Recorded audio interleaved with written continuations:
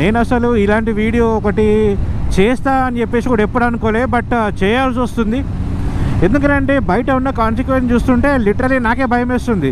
ఎందుకంటే చిన్న చిన్న బండ్లు వాడేవాళ్ళు కూడా డైరెక్ట్ పెద్ద బండ్లు లైక్ 1000cc బండ్లు ఏవైతే 200 bhp బైక్స్ ఉంటాయో, బాగా స్పీడ్ వెళ్తాయి కదా, 250, 300 స్పీడ్ వెళ్ళే బండ్లు, అలాంటి బండ్లు డైరెక్ట్గా ఇట్లా కొనేస్తున్నారు అనమాట, చాక్లెట్ల లాగా.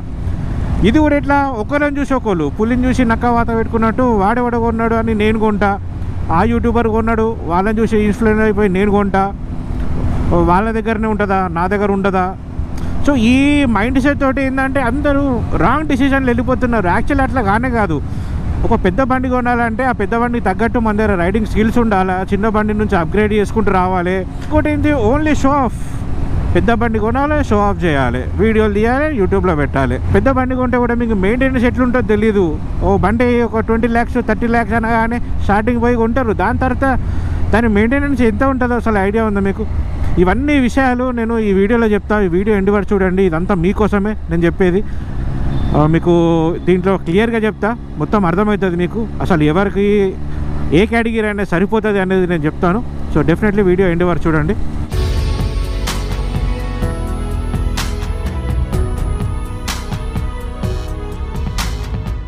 హాయ్ గైజ్, అందరు ఎలా ఉన్నారు? నేను మీ Ravi Kiran, welcome back to our channel. So చాలా రోజుల తర్వాత మన స్ట్రీట్ ట్రిప్ల మీద ఒక moto vlog. So currently night time మన వీడియో చేస్తున్నాం, డే టైం అసలు కుదరట్లేదు. And I'm getting the new tail tidy Akrapovic exhaust ఉంది మన బైక్కి. ఎప్పటి నుంచో అందరు అడుగుతున్నారు, అన్న మోటో వ్లాగ్ చేయండి అని. యాక్చువల్లీ టైం దొరకట్లేదు, సో కొంచెం పర్సనల్ వర్క్ వల్ల. సో ఈరోజు ఒక డిఫరెంట్ టాపిక్ మాట్లాడదాం, ఎందుకంటే ఈ వీడియో మీకు అందరికీ కూడా చాలా హెల్ప్ అవుతుంది. లైక్ తెలియని వాళ్ళకి కొన్ని విషయాలు తెలుస్తాయి అన్నమాట.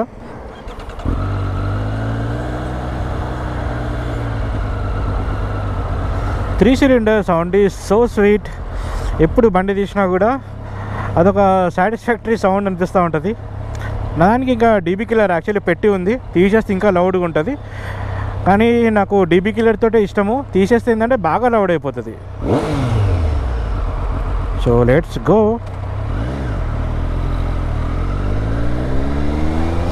సో ఈరోజు మనము మెయిన్గా ఏందనంటే, ఈ మధ్య మన యూట్యూబ్లో వీడియోస్ కానీ లైక్ మోటో వ్లాగ్స్ ఏవైతే డిఫరెంట్ ఛానల్లో చూస్తుంటామో, అందరు కూడా ఏంటంటే డైరెక్ట్ 1000cc బైక్స్ అనేది కొంటున్నారు అనమాట.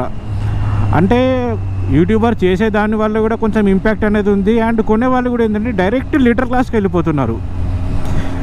సో లీటర్ క్లాస్ యాక్చువల్లీ కొనడము పెద్ద మ్యాటర్ ఏం కాదు, కొనాలంటే కొనొచ్చు. కానీ ఆ లీటర్ క్లాస్ బండి అంటే ఒక 1000cc సూపర్ స్పోర్ట్ అసలు ఎక్కడ వాడతాం అనేది మెయిన్ పాయింట్ అనమాట.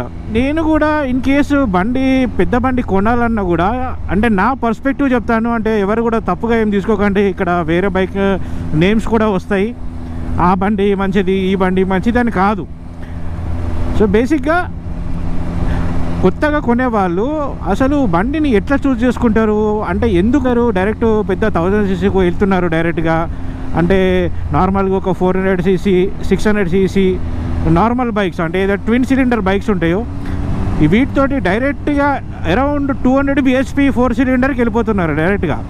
సో అంత పవర్ కూడా యాక్చువల్లీ మనం యూజ్ కూడా చేయలేము. బట్ ప్రైస్ అంటే మనం ఒక 20-21 lakhs పెట్టినాం అనుకోండి, కవాసాకి ZX-10R వస్తుంది, which is super sport.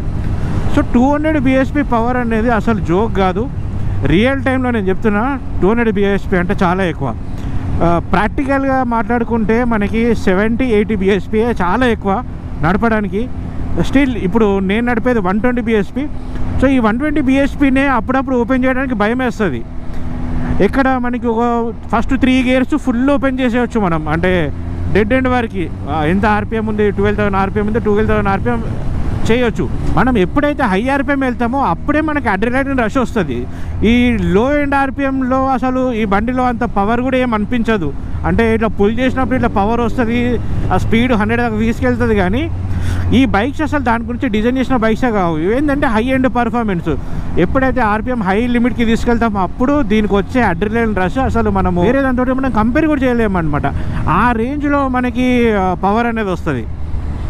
So నేను ఈ బండిని అంటే నేను ఇప్పటివరకు 1000cc బైక్స్ నడిపిన, అడ్వెంచర్ బైక్స్ నడిపిన, అన్నీ నడిపిన డిఫరెంట్ కేటగిరీస్లో. ఒక 3 స్టేజెస్ ఉంటాయి అన్నమాట. ఒకటేమో అరౌండ్ 50 bhp ఉంటుంది, ఇంకోటేమో అరౌండ్ 120 bhp ఉంటుంది, ఇంకోటేమో 200 bhp ఉంటుంది. అంటే నేను సింపుల్గా జనరలైజ్ చేసి చెప్తున్నా. సో ఈ 40-50 bhp బండ్లు ఏదంటే నార్మల్గా అందరూ కూడా హ్యాండిల్ చేయగలుగుతారు, ఈజీగా రైడ్ చేయగలుగుతారు. సో డైరెక్ట్ 120 bhpకి వచ్చారు అనుకోండి, 120 bhpని కూడా మీరు బండిని యాక్సెస్ చేయగలుగుతారు. కానీ 120 bhpని ఎప్పుడైతే మీరు హార్డ్ హై ఎండ్ పుష్ చేయగలుగుతారో, అంటే దాన్ని మ్యాక్స్డ్ అవుట్ చేస్తారో, అప్పుడు వాళ్ళకి మాత్రమే లీటర్ క్లాస్ బండి కొంటే బెటర్ అనిపిస్తుంది. That's full.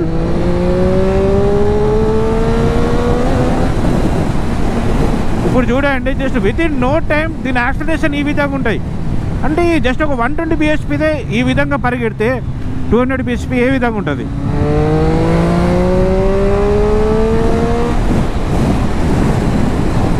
సో లిటరల్లీ ఏంటంటే మన వెనకకి తోచేస్తుంది అనమాట బండి.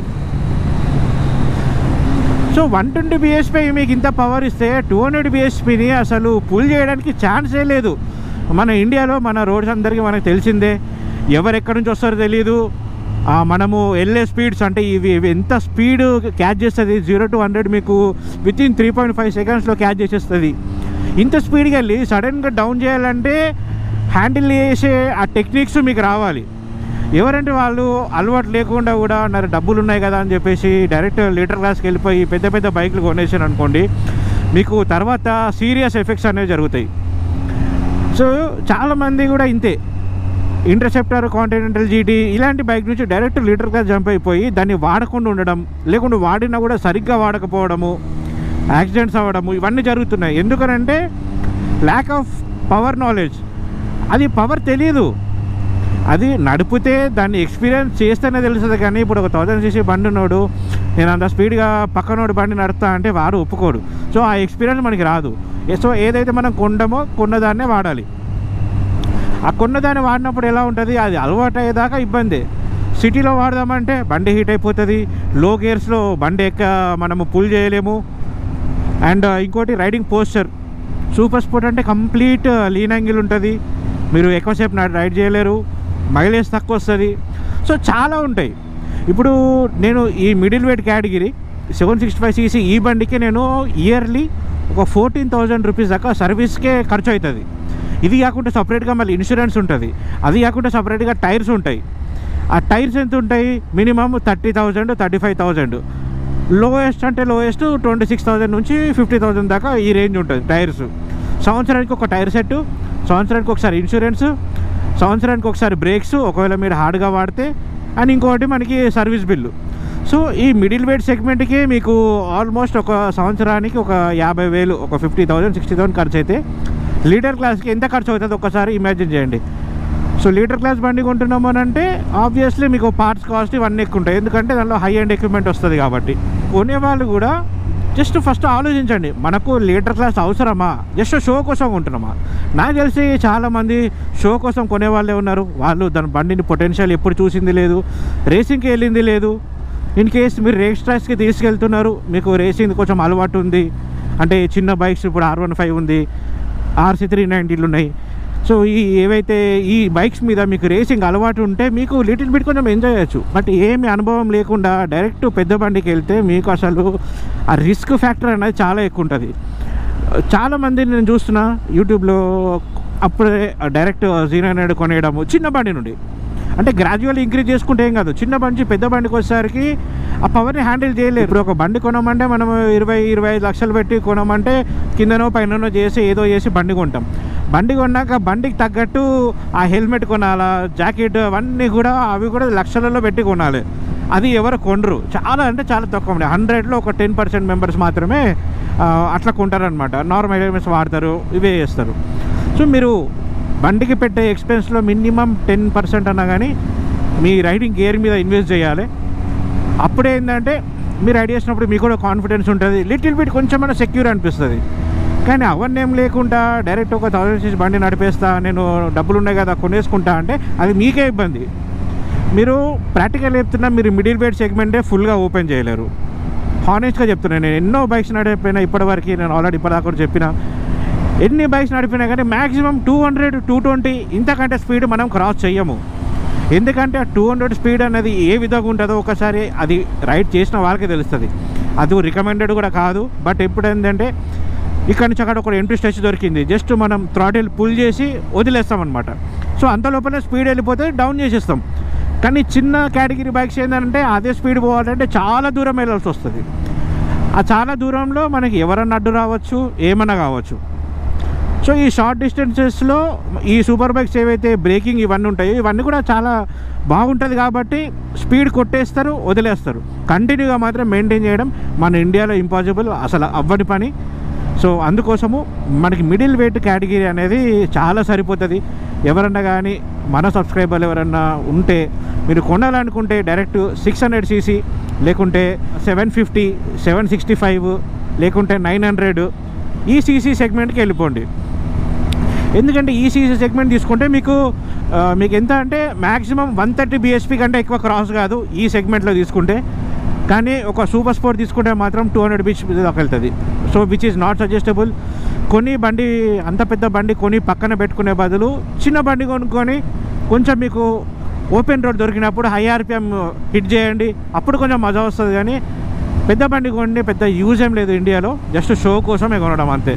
ఇదైతే ట్రూ ఫ్యాక్ట్. నేను చూసా చాలామంది కూడా ఏంటంటే షో కోసమే బండి కొనేది. ఆ యూట్యూబర్ కొన్నాడు, ఈ యూట్యూబర్ కొన్నాడు, ఆ పెద్ద బండి ఉంది, ఈ పెద్ద బండి ఉంది, షో ఆఫ్. అదంతా ప్రాక్టికల్గా వర్కౌట్ కాదు. కొనొచ్చు, కొన్న తర్వాత దాని మెయింటెనెన్స్ ఎట్లా, అది అక్కడ మెయిన్గా వస్తుంది. ఈ పాయింట్ అనేది అందరు ఆలోచించుకోండి. సెకండ్ హ్యాండ్లో బండి కొంటారు, అమ్మేస్తారు. అదొక బిజినెస్. ఇప్పుడు ట్రెండ్ అనేది నడుస్తుంది అదే. సెకండ్ హ్యాండ్ ఒక బండి కొనాలి, ఒక 6 months యూజ్ చేయాలి, మళ్ళీ అమ్మేయాలి. ఈ ట్రెండ్ అనేది నడుస్తుంది. సో వాళ్ళని చూసి మీరు లైక్ ఇదైపోయి తప్పు దారి అయితే పట్టకండి ఎవరైనా కానీ. అంటే నేను కంటెంట్ క్రియేటర్స్ గురించే చెప్తున్నా. మనము వీడియోలు చూసే మనము ఇన్స్పైర్ అవుతాం కాబట్టి తప్పుగా వెళ్ళొద్దు అని చెప్పేసి నేను చెప్తున్నా. వాళ్ళెవరో కొన్నారు అని చెప్పేసి మీరు కొనకండి. మీ పర్పస్ ఎంత ఉంది అక్కడ మాత్రమే ఆగిపోండి. మీకు ఏమైనా డ్రీమ్ బైక్ ఉంది అని అనుకుంటే ఆ డ్రీమ్ బైక్ వెళ్ళండి. ఎందుకంటే డ్రీమ్ బైక్ అంటే అది మనకు ఒక సాటిస్ఫాక్షన్ లెవెల్ వేరే ఉంటుంది. కాబట్టి డ్రీమ్ బైక్ అది ఎంత సీసీ అయినా కానీ కొనాలనుకుంటే వర్క్ హార్డ్, కొనండి. అది చూసినప్పుడల్లా మీకు హ్యాపీ అనిపిస్తుంది. కానీ ఏదో పక్కనోడు కొంటున్నాడు కదా అని చెప్పేసి నేను కొంటా అంటే మాత్రం అది ఒక డమ్ బెస్ట్ థింగ్ అనమాట. అది అస్సలు చేయకండి. ఇప్పుడు నాకు ఫేవరెట్ బండి కూడా అంటే నా డ్రీమ్ బైక్ కూడా యాక్చువల్లీ ఇది కూడా కాదు. స్ట్రీట్ ట్రిపుల్ నా డ్రీమ్ బైక్ కాదు. నా డ్రీమ్ బైక్ CBR 600. అది ఇండియాలో అవైలబుల్ లేదు. పోనీ CBR 1000 RRR కొందామంటే అది అవైలబుల్ లేదు. సో ఆ బైక్ లేదు కాబట్టి ఇప్పుడు నేను ఆగిపోవాల్సి వస్తుంది. కానీ కొనాలనుకుంటే ఇంకా వేరే ఆప్షన్స్ ఏమున్నాయి, ZX-10R లేకుంటే S1000RR ఈ బైక్స్ ఉన్నాయి. కానీ వాటిని అది నాకు ఎక్కదనమాట. సో నాకు డ్రీమ్ బైక్ ఏది ఉంది ఆ బండి వస్తే కొంటా, లేకుంటే నాకు ఇదే సరిపోతుంది. సో మన మైండ్లో మనం ఒక డిసైడ్ చేసుకోవాలా మనకు ఎంత సరిపోతుంది. దీంట్లోనే స్కిల్స్ ఇంకా పెంచుకోవాలి. చిన్న బైకే అంటే ఒక మిడిల్ వెయిట్ కేటగిరీ బైకే, కానీ ఇది ఆల్మోస్ట్ 70% 1000cc బండికి కాంపిటీషన్ ఇస్తుంది. మీ రైడింగ్ స్కిల్స్ పర్ఫెక్ట్ ఉన్నాయనుకుంటే ఆల్మోస్ట్ మ్యాచ్ కూడా చేయొచ్చు. ఎందుకంటే 1000cc కొన్న ప్రతి ఒక్కళ్ళు హై స్పీడ్ వెళ్తారని అస్సలు లేదు. ఎందుకంటే దానికి హ్యాండిల్ చేయాలంటే ప్రో అయి ఉండాలా. నాకు తెలిసి అందరూ ప్రో ఉండరు.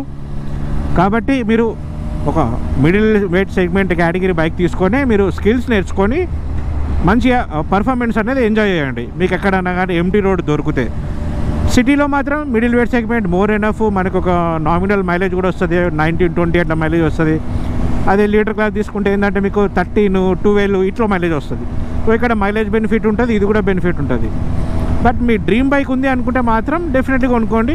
ఏదో కొనాలని మాత్రం కొనకండి. సో ఇది నా నుండి ఒక హంబుల్ సజెషన్ మీ అందరికీ. వేరే యూట్యూబర్స్ కొంటున్నారు, నేను కూడా కొంటా, నేను కూడా యూట్యూబ్ ఛానల్ స్టార్ట్ చేస్తా. ఈ కాన్సెప్ట్లో మీరు ఒక పెద్ద బండికి వెళ్తున్నారు అని అంటే తప్పు. ఎందుకంటే చూస్తున్న ఇన్ని వీడియోస్ డిఫరెంట్ అందరు చేస్తున్నారు కాబట్టి ఇంకా నేను ఆగలేక మీ అందరికీ చెప్తున్నా ఈ విషయం. చెప్పింది ఒక్కసారి ఆలోచించుకోండి. సో నేను మళ్ళీ నెక్స్ట్ వీడియోలో ఇంకొక కంటెంట్తో ఇంకా వేరే టాపిక్ డిస్కస్ చేద్దాము. సో అంతవరకు thank you for watching. See other video. Until then bye. This is Ravi Kiran signing of.